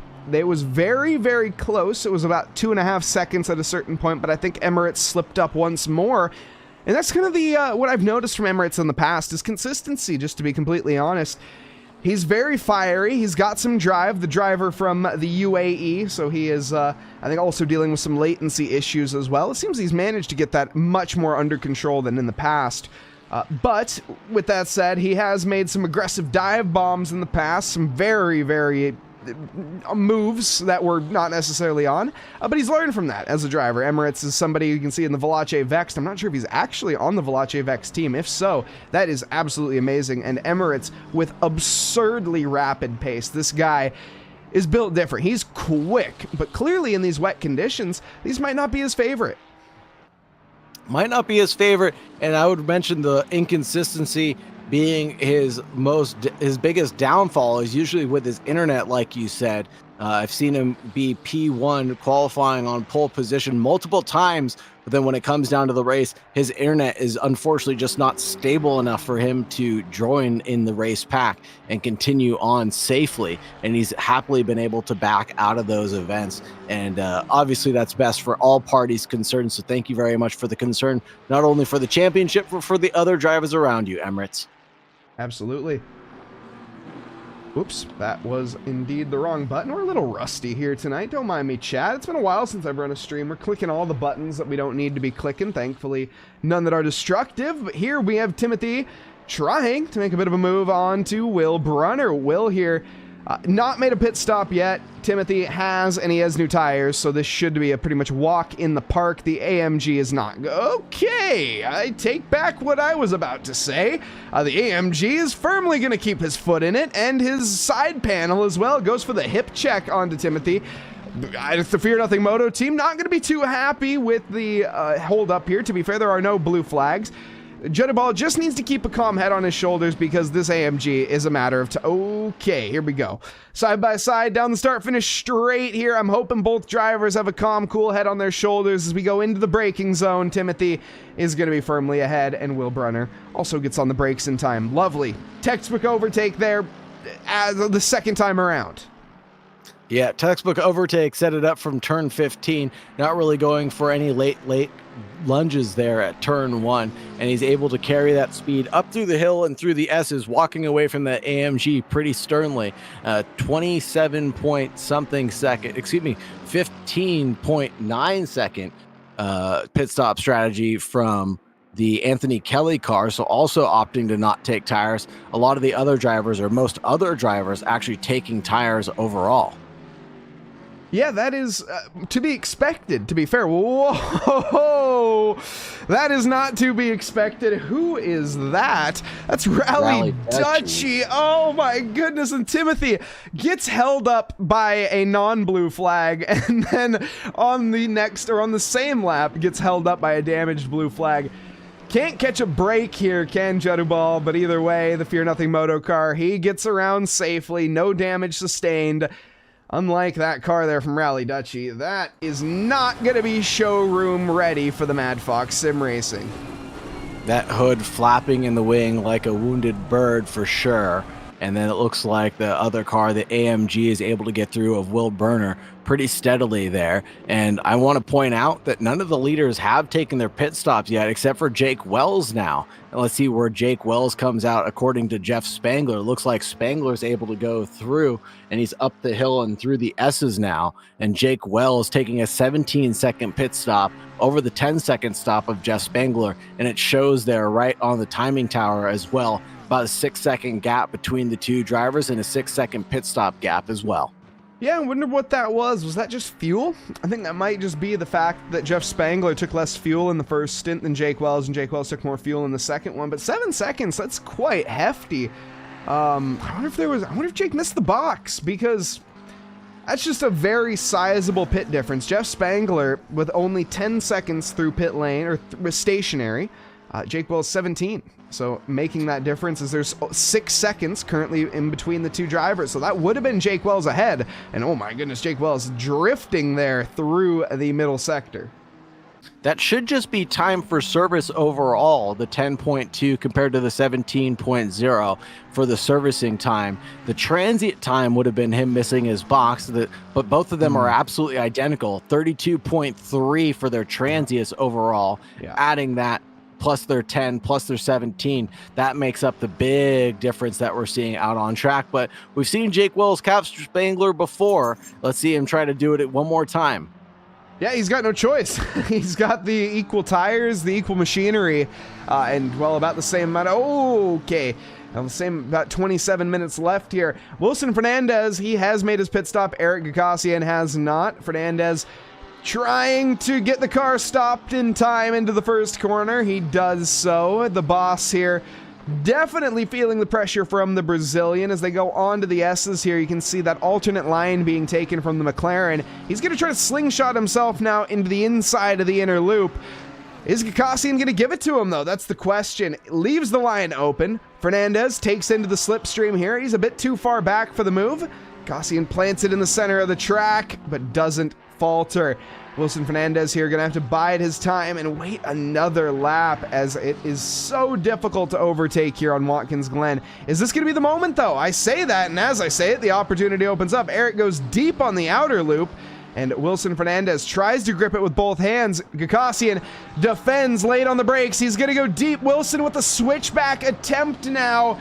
Gets fully alongside, shoots himself to the outside of the toe. This is a hard-fought battle for something that's just going to end. Oh, no, Wilson Fernandez, this is off. Of course, he has not pit yet. So this is a fully battle on merit. Eric is not going to hand this over. Fernandez, though, he just cannot lay the power down in time. Down to the heel. He does not go for the move. That GTR, having really good traction overall, is able to present itself alongside that McLaren and really just grip it up there on throttle. Is doing a good job navigating these wet circuits that are out here, and the tire management is going to favor that GTR as well, as long as he can keep it on the black stuff. Yeah, and again, I don't think tire management with these wets are going to come into play too much, but it's interesting because if they do elect for the new tires, then it very well may. But again, we're seeing pretty much all the drivers elect to go for the old set, and Wilson Fernandez, he goes for the undercut. Now, obviously, these drivers are going to be putting on wet tires, as putting on dries would be about as useful as using a Cheeto for a deadbolt. And Jeff Spangler here, well, you can see, on the wet tires, trying to gain what he can. He was the first of the leaders to pit. First of the leaders to pit, and also one of the fastest pit times that we've seen so far. That 10.2 second pit stop time is one of the best out there, and I don't think anybody will be able to contest that, really. And I think everybody knows that taking 1 liter of fuel should take around maybe about 3 seconds or so, at least to get the fuel in and out of the vehicle. And then the time to stop and then get back rolling again will add up eventually. And I'm interested to see what Kenneth Portis II, Emirates, and Quinn Smith all have in store for us as well. Casey Schutte might find himself in a predictable moment, in a good position here, as he's driving 152.6s. So he's about doing the same lap times as Spangler and Jake Wells on those old tires that he stayed out on. That 444 in the 4th place. And Casey, though, beautiful livery. Yeah, Casey, he is one of the drivers that kind of has been a dark horse, to be honest, when it comes to all the drivers out there. We haven't mentioned his name too much, but he has, in fact, gained 3 positions from 7th. And all on hard merit. To be fair, he will lose one of those positions, but we don't talk about that. Jake Wells might be ahead as well. Hard to say at this moment. We do know, though, that Jake Wells is about a 10th slower than Jeff Spangler, so the hopes for gaining that position are kind of dwindling away as the race goes on. Time is not going to be helpful for Jake. He needs to get the hammer down quickly, and he needs to try to find some progress, or Jeff Spangler needs to make a mistake right now, because Jake Wells' podium prospects are, well, washing away here on the Glen. Yeah, absolutely. Unless Kenneth Portis II decides to take tires or something terrible happens to his drive, I think he's nestled into that 5th place spot right now. Unless he can actually produce some better lap times than Jeff Spangler, but it's not looking that way right now. 153 being Jake Wells' last lap compared to a 152.6. I think Jake Wells has just done a poor job of managing those tires, or possibly not having the white rabbit to chase is really what's slowing down. Mike was good. You're right, Adam Strange. I did miss the lingo. I'm not sure what this inside joke with Jake Wells is. That's right. Jake Wells is Gold 4 from Star Wars canon. I apologize, Mike, for not letting you know about that. I don't even know what that is, so I don't feel that I'm too left out. Oh, man. Star Wars stuff. Undercover Raccoons and Adam Strange, more so Adam Strange has been finding us Star Wars canon characters and that have been named after us. Oh, and goodness. Saagar, and Saagar is actually a Star Wars character, so there's that. Fair enough. Okay. I don't know what to do with this information, but now I feel must be how people feel when I do my fun facts. Yeah, now you feel it. Now you feel it. Andre Alex Alfonso into the pits, and Kenneth Portis II now into the pits as well. This is going to have race-leading implications for the final spot on the podium. I'll keep an eye on that as you keep an eye on this battle, Mike. Yeah, Provolone is very deep right now. Goes for a picnic briefly. Oh my goodness. As I mentioned before, wrestling an octopus, that was wrestling the Kraken. Jason Provolone almost got thrown into both sides of the barrier, but he keeps it between the mayo and the mustard. Anthony Kelly looking at his rearview mirror, he's just going to be shaking his head. Spangler does lead Kenneth Portis II right now. A 13.4 second stationary is what's causing that. Just about 3 seconds of a gap that he ended up losing. Jeff Spangler is leading by 2 seconds over Kenneth Portis II, and now squeezed right in the middle between himself and Jake Wells. Behind that, you can see Jake Wells, I think, or no, that's a back marker, excuse me. That is going to be the Porsche, I think of, who is that? That is... Jaeger Carr. Yeah, that is Jaeger Carr. Okay, so on a previous lap. The battle between Provolone and Anthony Kelly. Oh, this is a knife fight in a phone booth if I've ever seen one. Jason Provolone trying to go around the outside as these two boxers from the 90s go at it like a couple of heavyweights right now. Who's gonna give is the question. Anthony Kelly leading over Jason Provolone. Oh, he almost goes a little deep, just a hair separating the two. Jason Provolone with a bit of a wiggle there on the exit, tries to get the better run through the S's. You can see though the back end hardly gripped to the circuit. Same could be said for the car behind that's not gonna be in factory shape. Anthony Kelly though, he manages to survive for now, but Jason Provolone, he is all over him like a rash. Go over to the C4 camera on that F&M car and look at those yellow named tires. I think Anthony Kelly's actually on dries. He is. Anthony Kelly is on dries and Provolone is not.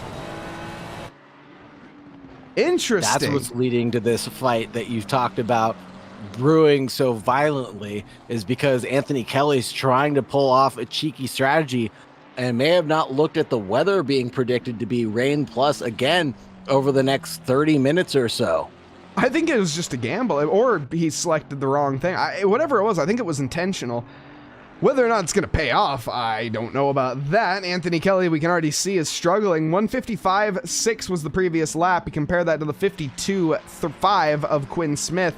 Provolone really just needs to dial it back a couple percentage here and just get the overtake done off of pure pace alone. Provolone is a 53.0 as his fastest lap. They're 2 seconds slower per lap right now, and Provolone, he knows it. He's driving a little too hard, though. You can see Anthony there, the back end, barely planted through all of these corners as he calculates the slip angle. Perfection is obviously that's what he's doing. But Provolone not able to find the move yet. Is the barn door going to be left open? No. He has to stay in the stable for now.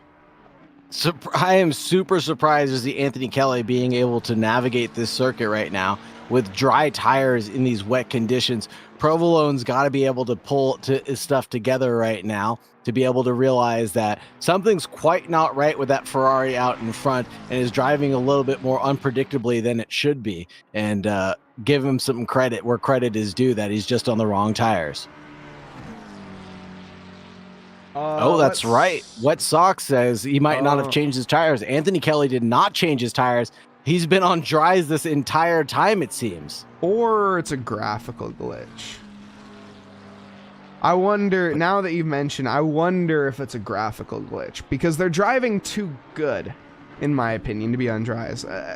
Maybe, but I don't know. I've never seen that bug, to be fair. Is that a bug? I don't know if that's a bug or not. I've never seen or heard of that bug, but that doesn't mean it does not exist, that's for sure. It definitely seems like he's on wets. I mean, you can see there. I don't know, though. It's maybe not. I don't think it's in a crossover point. Either way, Provolone gets alongside, and he has the inside line. He goes late on the brakes, and, well, he goes a little too late on the brakes. A little too late on the brakes, a little bit more heat carried into the corner than he should have, going for a little bit of a last braking lunge there, and was unable to produce that stopping power that he needed to get through turn 13 properly. And it looks like Anthony Kelly will survive on these questionable tires for one more lap. I don't think he's on. I think he's on wets. I feel like it's a bug. He's just too planted. I don't think dries could survive in these conditions, honestly. Here we go with Drew Burakovsky getting by. Will Brunner is on old tires. Let's see, Drew, what are you on? Yeah, you're on wets? Of course you are. That's the logical choice to be on right now, as the track is wet. 17-17. He's not on dries. There's absolutely no way he's on dries. If he is on dries, Anthony Kelly is one of the most talented wet drivers on this planet. I don't know. He could have been trying to go for something cheeky and may just not have planned appropriately, or like during his pit stop, like he said, may have bumped the wrong button there, but 15.9 seconds stationary for his service. Should have not taken tires whatsoever. And like you say, looking at the way he's assaulting those curbs, he's got to be taking wet tires. Nah, there's no way. I think we have witnessed a feature, not a bug. Yes, my apologies. This is a feature, not a bug. ACC as intended, everybody. Now that we've gotten that drama out of it, man, that would have made things exciting, though, to be fair. But yeah, no, there's absolutely no way on this planet that Anthony Kelly is driving that well with wet tire. Okay, pay no mind to the lag. Anthony Kelly giving us a little bit of a scare there, glitching in and out, but everything seemingly okay. Kenneth Force the second now 1.5 away from Eric Kakasian, chasing him down for positions overall, but not really, as Eric Kakasian still has to take his pit stop sooner rather than later. 15 minutes left on the clock, folks. 15 minutes left of battling action that we're going to see between this McLaren and this Ferrari going side by side as they enter 14. And it looks like everything's okay for the FNM car as it takes the optimum line. You know what I am noticing up at the top right now? 1.5 seconds, Emirates and Quinn Smith. That gap is coming down right now, and neither of them have elected for a pit stop. Emirates could go for a bit of a cheeky undercut here, and they're lapping almost identical. Actually, Emirates is about a second quicker, in fact. So Emirates finding pace out of nowhere. Can Provolone do the same? The inside line is covered. It's going to have to be the out for the cheesy man, and it is not going to happen. Jason Provolone finds the run to the inside of the S's, but again, the S's there is kind of it's more the outside line. Provolone runs deep, and that momentum is gone. But what's not gone is Emirates as he chases down Quinn Smith. You're absolutely right. Gil Silverland now into the pits. Gelson Cruz promotes himself up into the top 4, and he has not taken his pit stop either. He's lapping around the same time as Casey Schutte, though, and chasing down one of the top steps and hopefully getting himself a top 10 position as Gelson Cruz, as he's gained over 7 positions right now. That 777 doing pretty well. And here goes our number 1 right now, chasing down the number 19. Yeah, this is a bit of a problem. In fact, that was a big problem. Quinn Smith lost about a half a second. Now, to be fair, Emirates still has to get the lapping done. But Drew Burakovsky there getting in the way a little bit of Quinn Smith. He definitely wanted to make that overtake sooner rather than later. This gives a chance to the Veloce Vexed driver to maybe make something happen here, as every advantage seems to be falling in the favor right now of the Ferrari. And Provolone able to get through finally on the FNM car. That is Anthony Kelly. That move finally done, brewing up after a while. And if I look at the track map right now, I think that might have been what held up Quinn Smith the most, was trying to get around the battle between the 7 and the 82. Quinn Smith now into the pits finally with 12 3/4 minutes remaining on the clock. Yeah, I like this.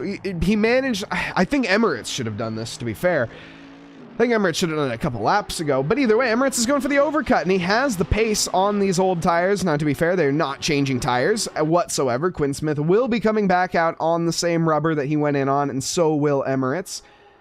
Is it going to make the difference, though? Emirates has to put in the lap of a century right now, and he was really hoping, or rather, I think Quinn was really hoping that Emirates got held up a bit more from Drew Burakovsky. He didn't, though.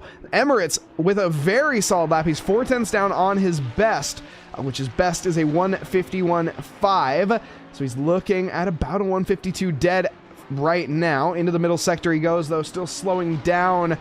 This needs to be a good lap, and Quinn has to answer back. Quinn is rejoined in second position. He's 40 seconds off the mark, and that's about the pit stop. 42 seconds, 43 seconds, give or take.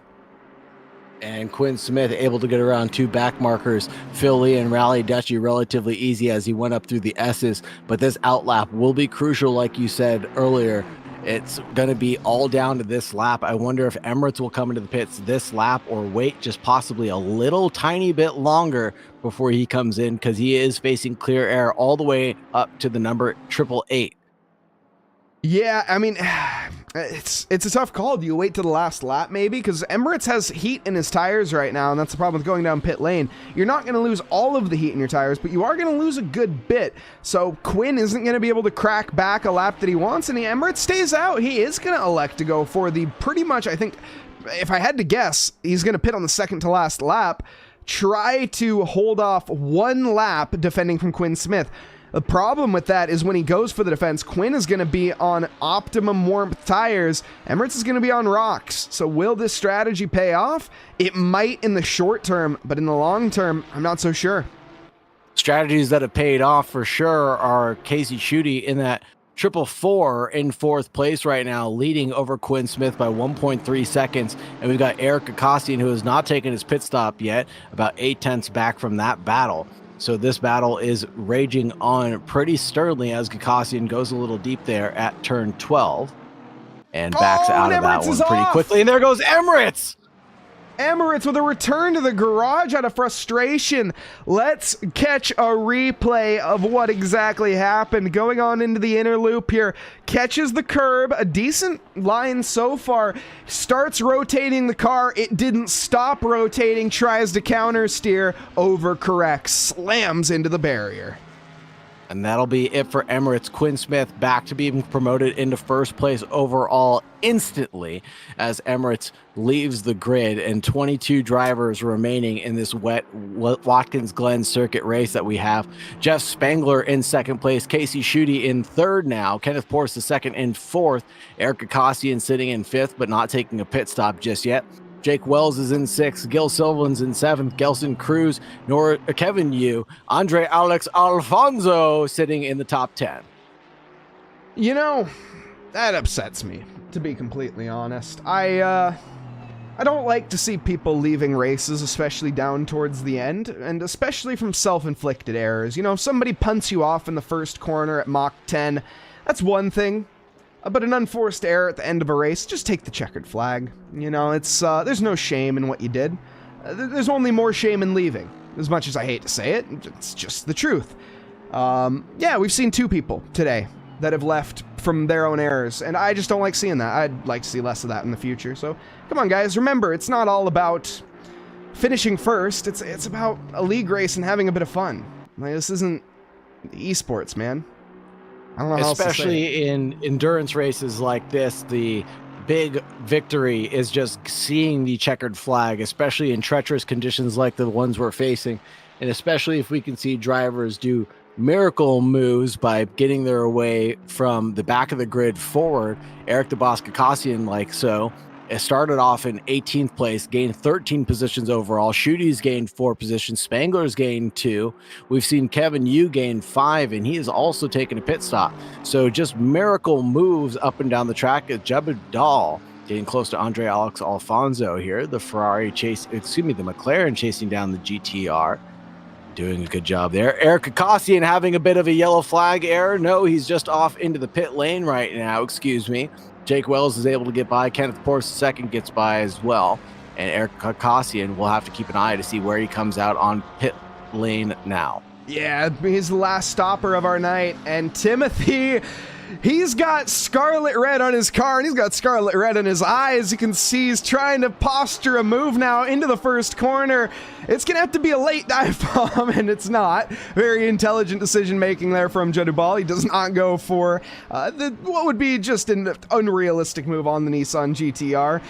Lives to fight another day. 7 minutes left in the session, and Timothy Jadubal, Andre Alex Alfonso, this is going to pretty much be a battle all the way down to the end. Now, the one thing that is going to be in the favor here of the McLaren is they have new tires, and Andre Alex Alfonso, obviously on that old rubber, over an hour old, but it seems like it doesn't matter. Timothy is struggling to keep it on circuit. He manages to, but that was not the line he wanted to find himself on, trying to make an overtake. No, not at all. And unfortunately, that gap has increased now to 1.6 overall, and keeping an eye on gaps overall. Eric Kakasian comes out in 12th place in that 555, nestled about 10.5 seconds behind Wilson Fernandez and 4.2 ahead of Drew Burakovsky right now. And it's the McLaren continues the off lines. Timothy is pushing at 125% right now, and he needs to dial it back.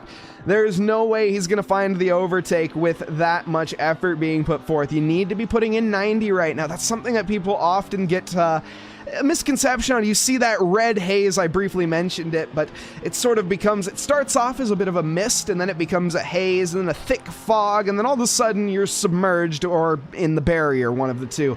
And right now, I gotta say, Timothy is not far from that last option, in my opinion. He needs to just dial it back a couple percent. That way he can guarantee that he gets the checkered flag. He's currently in the top 10. That is nothing to shake a stick at whatsoever. And Andre Alex Afonso, he is quite the competition. The Portuguese driver, been around quite a few leagues for a very long time. So he's been around the block here, and he knows how to race. He knows how to race that Nissan GTR, believe it or not. This was his car of choice. Another battle's brewing in the background. Gil Silverland and Gelson Cruz, that lonely Porsche, the 777 in 7th place right now, did a good job with a 9.3 second stationary, literally just a splash and dash to get him to the end. Having that fuel tank in the front is not affecting him, it looks like, as he drifts through the bus stop chicane. He's about a 4/10 faster than Gil Silverland right now. Is able to get around one of the back markers of Alex Hansen just a few moments ago. Did well to avoid getting stuck behind him, and he's just driving to his heart's content. Gelson Cruz having a fantastic drive in front of him. He certainly is, and currently, as you mentioned, up 4 positions. Kevin Yu up 6 positions. In fact, our biggest gainer, believe it or not, Jaeger Karu up 10 positions. And now, why is that? That is literally off the fact that he swallowed his pride and is going to make the checkered flag. But holy smokes, we're back at it. Timothy Judubal to the outside of Andre Alex Afonso. He doesn't find the move. There was a bit of a hip check at the apex there. Looks to the inside of the heel, but he seems like he's a bit too far back. That doesn't matter. The door is left wide open, and Judubal comes knocking. He doesn't find the position, but you know what? Somebody else does find a drive-through for Jake Wells. Absolutely gutting. No way. Not again for Jake Wells. No. And he comes in immediately to serve that drive-through penalty. Whoa! R.I.P. Wow! Andre Alex Afonso with a mistake allows Timothy Judubal by, and they're going to find another position for free, as that's Jake Wells lumbering down pit lane at about 25 miles an hour. He has to rejoin sooner rather than later, but no, there is no choice. Has to come out all the way in 10th. Or is it going to be 11th? Side by side with Wilson Fernandez, who also suffered a drive-through penalty. Imagine what could have been for these two drivers. Oh, man. Playing the what-if game is not always healthy for the mind and the healthy mind as well, as Jake Wells has got to be kicking himself in the teeth right now. He was battling potentially for a podium spot. He was ahead of Kenneth Portis II, or wanted to be ahead of Kenneth Portis II at one point in time. He could have been what could have, should have, would have going through his mind, and his tires are probably begging for relief. 2 minutes left on the clock and a bit remaining left to go, and getting a drive-through penalty is absolutely gutting. Gil Silverland under threat now from Gelson Cruz in the background. I told you that gap was coming down. It's coming down by more than 4/10 a lap right now. Gelson Cruz's last was 153.6 compared to Gil Silverland's 154.29. So the laps going Gelson Cruz's way. Catching is one thing, producing an overtake is absolutely another thing. But Gil Silverland is going to be on the defensive from here on out for the last 2 laps of this race. Playing chess at about 200 miles an hour, these two drivers are going to be, and I could not help but laugh at the fact that, yes, Jake Wells is a bit of a drive-through specialist. As much as I hate to say it, he does tend to land himself pretty much won a race in these Trackalicious championships, so I don't know what that's about, but yeah, I mean, now that you mention it, you're 100% right. Either way, Gelson Cruz here, trying to cruise himself ahead, but that is a mistake from both drivers. That's a bit of monkey see, monkey do. Gil Silverland goes deep in the first corner, and Gelson Cruz says, oh, that looks like a great idea. It wasn't. Yeah, no, maybe not to rub salt in the wounds of Jake Wells, but maybe he just keeps on practicing those pit stops that you keep on talking about, Mike Nause. He just loves them so much. He's got to practice an extra one during the race. Brutal. Yeah, that was pretty savage, I won't lie. Whoa, Gelson Cruz, try to keep it on circuit there, buddy. That was a very close call, and he milks the cow to about perfection there, keeps it between the mayo and the mustard. Gelson Cruz lives to fight another day, but he does lose a bit of time to the Ford ahead. Yeah, and this Porsche has got to be squirming right now, and it obviously is. Gelson Cruz and Gil Silverland able to produce 10-second pit stops or sub 10-second pit stops, so neither of them taking their tire options that they could have taken. Leaders on the final lap was just called, so we're going to get to the line plus one more, and that'll be it. Gelson Cruz is going to have to pull out all the stops that he possibly can to get around a guy like Gil Silverland. Otherwise, he's going to be stuck happily in 6th place, I hope. Yeah, I think he's going to be hoping for a bit more than luck. He needs a mistake from Gil. There's really no ifs, ands, or buts about it. This isn't a circuit that you can just line up and overtake and go for a dive bomb. It really requires a long, calculated, drawn-out play. And we don't have that. Gelson Cruz has a single lap. So it's going to be down to Gil Silver in here pretty much in whether or not he holds the position. It's kind of his position to lose, I would say. And really, that Ford Mustang is going to be carrying a lot of speed and has better top speed than that Porsche does anywhere on track. That Porsche's only advantage is going to be its tight turning radius, and it's got to be its balance as well. But this is going to be it. Quinn Smith coming around for the final time through the boot. Yeah, and now onto the back stretch. He has the spray of the car ahead, but he's not going to be too concerned with the blue flags. Is that Timothy? I think it very well. Or is that Anthony Kelly? I think that's Anthony Kelly ahead of us. Yes, it is the Fear Nothing Moto Ferrari. Going to be, well, getting another lap if he doesn't fall behind us. Quinn here has to cross the line before anybody else can finish. And with 2 more corners to go, into the penultimate corner, turns it in, downshifts to 3rd there. A very safe line, not willing to risk anything this time around. And into the final corner, not going to be gambling whatsoever with the wall. Quinn Smith takes home the victory for round 6 at Watkins Glen. Dominance over Jeff Spangler, 28 seconds to the championship leader. I think Jeff will retain the championship lead for now, but that certainly puts a little bit of a gap back, or a dent into that gap from Quinn. Casey Schutte, brilliant, a P3, a podium finish. And, well, I think he can thank Emirates for that one, to be completely honest. Casey Schutte, excellent work. Really doing his job at being consistent. Really drove just a silent race to himself as well. Gained positions overall, but really just did it all on track where it mattered the most. Great drive out of Casey Schutte. Kenneth Portis the second coming home in 4th. Gil Silverland and Gelson Cruz crossing the line in 5th and 6th right now in front of us. 7th position going to belong to Kevin Yu with Timothy Juddaball behind. And whoa, a big drift for that BMW. Neither of the cars, though, having a mistake. They both end up where they are. The number 9, the 999 finishes in 9th. Some say that's fate. Others say it's a bit of a curse. Either way, it says 8th there on the timing. It is 9th overall, I can assure you that. And Jake Wells, he will round out your top 10. Eric the Boss Kakasian just misses out down in 11th. But Saagar, what a race we've had here. These wet races recently have absolutely put on a show. Yeah, I love to see it. I wasn't too sure how this race was going to go when we talked in the green room before this race got started, but boy, did the drivers really put on a performance for us. The close, tight pack racing was there. The overtakes were there. The over-unders existed, setting things up. This looked like a good scrap between all the drivers, and it looked like everybody was having good, clean fun overall. No big, significant incidences for people to report on, which is one of the big benefits that I like to see during these championships, is that the drivers have gotten so comfortable with each other now over the course of these championships that we're not seeing any big detriments left, right, or center. And you just gotta love to see this clean racing up and down the field, Mike. No, you absolutely do. It's been excellent to see. Obviously, a couple mistakes here and there from some of the drivers, but in the wet conditions, what more could you expect, to be completely honest? That was an absolute treat to watch. We do have it, though. I think we have some interviews here from our drivers, and Saagar, looks like we have caught everybody. I think you have a chance here to start us off here with Casey Schutte. Actually, you know what? I'll take Casey. I'll do the Casey one. Casey.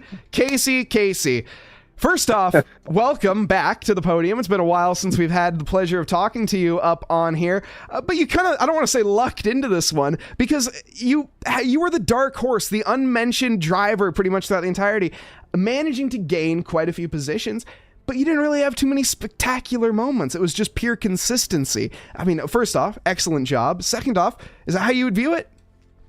Yeah. The start kind of got me a little nervous. I went ahead and let Jabul go. He kind of went for a aggressive move on turn one, and at that point I was like, okay, let's just survive, try to stay on pace, and see what happens. And Fernandez got a drive through. I saw him and Jabul kind of battling it out. There, pit stop stuff happened. Then I saw Wells get a drive through, and then Emirates have a move. So it was more of stay safe, stay clean, stay consistent. I kept checking the lap times. I felt like I was in a pretty good place with Portis and Spangler, and see where the chips fall. I was perfectly happy with the P6. Once I got there, I was like, okay, we're home, we're good, and we'll just see where everything happens from there. And big thanks to Mr. Blanton for helping with some fuel calculation, and then we hit the pit stop. It was straight up, boom, out, and yeah, I'm pretty shocked, but happy at the same time, obviously. No, it was an absolutely superb drive. I mean, like I say, you didn't put a foot wrong. That was kind of just what you needed to do at the end of the day. Everyone around you faltered, and, well, you didn't make a mistake. So, all in all, Casey, love to see it when you're back on the podium. The six-shooter no longer for now. You just have to double this result, right? Yeah, times two. So, nope. Yeah, that was by far my best rain race. Thankfully, the Aston's really good in the rain, and we just... yeah, I tried to stay consistent and not do too much. Kind of race your race and let the chips fall where they may. And here I am on a podium, my once or twice a year visit to see you all. So thank you all so much for streaming. I can't wait to go back and take a look. Even though my race was pretty just straightforward, I'm sure there's some pretty good highlights in the wonderful wet weather. Yeah, there was quite the eventful race for certain. But anyways, Casey, won't keep you any longer. Is there anything you'd like to thank before we do move on, though? Nah, like I said, Mr. Blanton, Cody for helping out with the fuel. He's always awesome. Quinn, being teammates this year. Portis and Spang for having some fun in the chat with the weekly timed stuffs. And everybody in the series. It's a fun series to manage. I appreciate everybody being very cordial to each other, having fun in the chat. So it's fun to manage, and I enjoy it a bunch. So thank all the drivers for being great, and all the admins and stewards and such. So and you too, obviously. Without you all, we wouldn't be getting out there, and it's pretty awesome. No, thank you very much, Casey, and have a great rest of your evening, and good luck in the rest of the championship as well. Thank you. Up next, Saagar, you could have the next two. Jeff Spangler finishing off in second. Jeff, welcome. Hey, guys. Hey, Jeff, how are you doing, sir? Not as well as I was. Oh, come on now. Little by little. You were the championship lead continues to dwindle. No. Don't even go there yet. Quinn Smith may have pulled one out on you this time around, but you pulled off a phenomenal strategy, able to undercut Kenneth Portis II there. What was going through your mind during the pit stop strategy? Well, I knew Kenneth and I were pretty close on race pace, certainly. I mean, he had me in qualifying, and I just figured... I want to say from what I'd seen in the past, I know Jake likes to run like 80 liters or 70 liters, 75 or something. I think Kenneth might have done that too in the past. And so I figured I had to pit before them, otherwise, because I started with the 120. Otherwise, I would have squandered, the ability to maybe undercut him and then be kind of on equal footing with fuel. So was just happy to be able to get out in front of him. And Jake came out a little bit behind me, so he might have had some kind of incident or something. But yeah, with the pace up front, that's really all I wanted to do. and not die. I expected Kenneth to actually try to cover me off a little bit sooner than maybe he did. And so I picked up like 3 track limits like pretty quickly after coming out of the pits, because I burned one because I was like, well, maybe I can just burn this one in case he's coming out, and then I just accidentally probably gave up the other 2. So, but yeah, it worked out. And how do the tires feel underneath you going the entire length of this race? I mean, not too bad. Wet tires are generally a little bit easier for long distances than slick, certainly. I started off a little high on pressures. I figured going to try to balance out the cars driving around versus what looked like increasing rain the whole time. So by the time the race was over, I was in like the mid 29s, which was pretty good. So yeah, that wasn't too bad. Awesome tire management strategy. Great pit stop strategy as well. You've developed a new skill or a different strategy than what we've seen you do in the past. I'm happy to see it. Obviously wishing you were one step higher on the podium, but Quinn Smith was able to just pull one out on you. Is there anybody that you want to thank or anything else in your race that we may have missed other than the wonderful battling that you basically endured for 30 minutes straight behind Kenneth Portis and then defending from Jake Wells for a bit after you're able to pull off an amazing overtake? Is there anything in your race that we may have missed? I don't think so. Yeah, it was a very exciting first half. I will say thanks to Jake. I think I heard him lift when I went by him. I know he doesn't have a dog in the championship fight, so Jake was nice to me. I appreciate that, buddy. Yeah, congrats to Quinn. Ran a hell of a race. I don't feel real great about the rest of the season. I think I've driven 45 minutes at the Nordschleife total. And then we have Ungaring. So yeah, it'll be fun. And congrats to Casey, number 1 on the leaderboard, number 1 in our hearts. So congrats to him on the podium. Right on. Thank you very much, Jeff Spangler, and good luck to you for the rest of the championship season. Thanks, guys. Take care. You too. Last but not least, our race winner. It is Quinn Smith. Quinn Smith, hello. We're living the dream. How about yourself, brother? I can't say I'm not. Oh, man. A podium finisher, a champagne drinker, a race winner. It is Quinn Smith. Talk to us a little about your race. How did it feel to battle it out with Emirates for so long? It was stressful. Between the conditions and just having to stay hard on it the whole time. I mean, it was stressful. It was stressful. Well, you did a good job managing the stress. You don't sound very stressed right now. Maybe it's the champagne coursing through your veins already, but a little bit of a quiet one after that. You're able to pull out a 28-second gap over Jeff Spangler at the end of the day. Yeah, conditions were, again, they were tricky, so it was just, I mean, it was really just who was feeling the bravest. I mean, that's, and just the longer the race went on, the heavier the rain got. It kind of was starting to get a little dangerous at the end between the tire wear, but good race. Pace was strong, and the setup was it looked like things were dialed in for you. You didn't have a single off, just driving your consistent races away. You had the fastest lap of the race as well. Talk to us about what you were thinking for your pit stop strategy. If it wasn't for Emirates being just keeping me honest the whole race, I was kind of debating if I just wanted to take tires to be safe, and but no, he stayed there the whole time, so I ended up just sticking to fuel only. And I don't know what happened to him. I heard maybe he crashed, which is unfortunate, but it would have been nice to battle it out with him there at the end. Yeah, it sure would have. We wish we saw him at the checkered flag as well, but TC error seems to have messed him up there at the bus stop chicane and forced him off. And that was the end of that battle between you guys, I think with just 9 minutes left to go on the clock too. So we were also hoping and begging to see you guys battle it out for the lead of the race. But unfortunately, that just ended that way. But is there anything in your race we may have missed or anybody you want to thank before we let you go and finish off that bottle? Yeah, I just want to thank the racing gods for one. I had a lot of scary moments. Apparently, you guys didn't see them, so we just won't talk about it.